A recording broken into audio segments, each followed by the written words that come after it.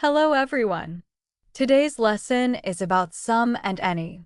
These two words are used to talk about quantity, but they're used in different kinds of sentences. Let's begin with some. We usually use some in positive sentences. The structure is very simple. Some plus noun. Here are some examples.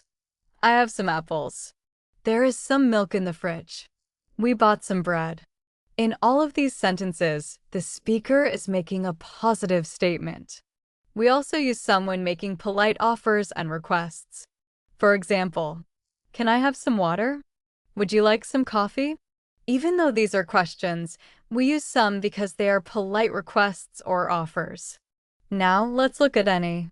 We usually use any in questions and negative sentences. The structure is any plus noun. For example, do you have any money? Are there any chairs available?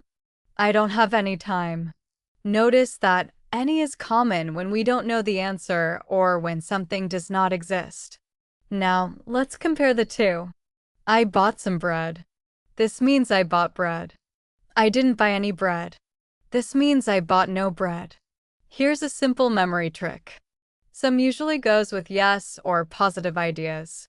Any usually goes with questions or no. Let's practice. Which sentence is correct? I have some friends. That's right. Now try this one. Do you have any questions? Excellent. One more example. There isn't any milk left. Perfect.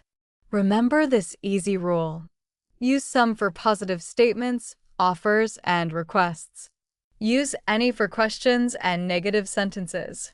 Practice with your own examples every day, and these words will become very easy to remember.